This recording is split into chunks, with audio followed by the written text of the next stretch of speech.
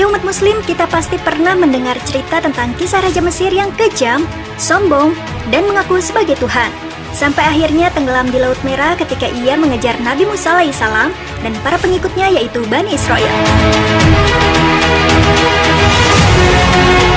Kisah ini begitu banyak menyimpan hikmah bagi setiap muslim dan umat manusia secara umum, terutama karena jasad Fir'aun yang Allah Subhanahu wa Ta'ala selamatkan dan telah diawetkan hingga saat ini, sehingga pada zaman sekarang semua orang bisa melihat mumi Fir'aun di Museum Mesir.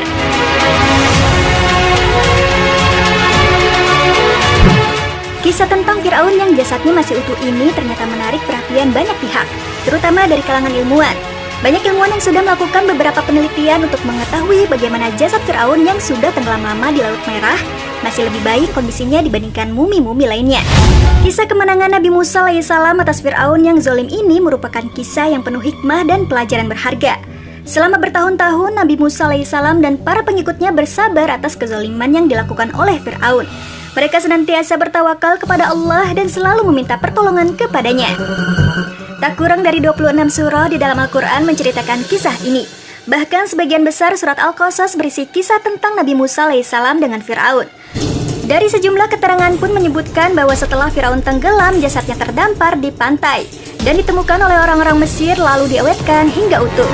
Tradisi mengawetkan orang yang sudah meninggal sendiri memang sudah dilakukan bangsa Mesir kuno sejak 3000 tahun sebelum Masehi. Fir'aun sendiri bukanlah nama, melainkan gelar bagi raja-raja Mesir pada masa itu. Salah satu mumi Fir'aun yang terkenal dan bertahan sampai sekarang adalah Tutankhamen atau King Tut yang ditemukan di Mesir oleh Howard Carter pada tahun 1922 dekat makam Ramses VI. Ada beberapa pendapat mengenai Fir'aun yang mengaku sebagai Tuhan. Sebagian menyebutkan bahwa Fir'aun yang jasadnya diselamatkan adalah Ramses II. Namun sebagian lain menyebutkan bahwa Fir'aun di masa Nabi Musa alaihissalam adalah Merneptah, yaitu putra dari Ramses II. Kisah tentang Fir'aun yang jasadnya masih utuh ini menarik perhatian dari kalangan ilmuwan. Salah satunya adalah Profesor Michel Durigon yang meneliti jasad Fir'aun dengan mengambil sampel organ Fir'aun pada tahun 1975 di Kairo, Mesir. Setelah penelitian, sang profesor menemukan bahwa kondisi tubuh Fir'aun masih tetap utuh, meskipun sudah tenggelam di laut selama waktu yang lama. Bantuan penelitian pun ditawarkan oleh Eropa untuk menganalisis mumi Fir'aun. Profesor Dr. Maurice Bushell kemudian menjadi pemimpin ahli bedah sekaligus penanggung jawab utama dalam penelitian mumi tersebut. Ilmuwan yang berasal dari Perancis itu meneliti untuk mengetahui dugaan sebab kematian Fir'aun dan bagaimana bisa mayat Fir'aun dapat diselamatkan serta anggota tubuhnya masih tetap utuh, sedangkan kondisi mayat-mayat yang lainnya setelah diawetkan tidak seperti dirinya. Profesor Maurice menyebutkan dirinya bersama tim telah melakukan banyak penelitian.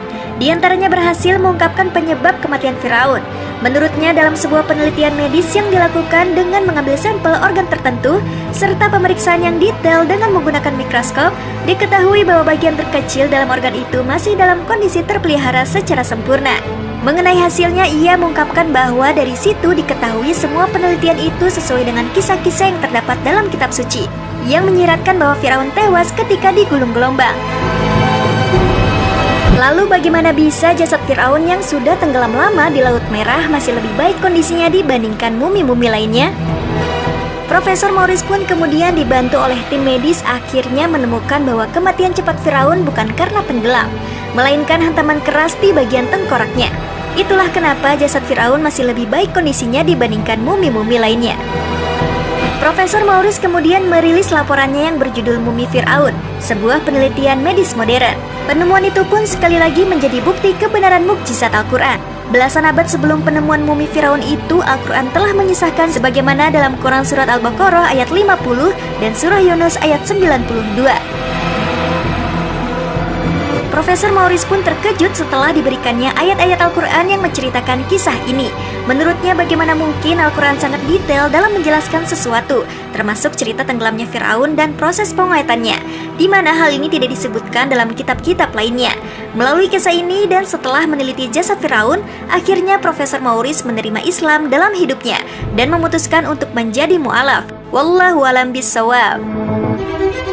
Demikianlah salah satu isi kandungan Al-Quran. Semoga kisah ini memberikan hikmah besar bagi umat Islam untuk semakin menguatkan keyakinan kita bahwa Al-Quran bukanlah karangan manusia, tetapi dari Allah Subhanahu wa Ta'ala.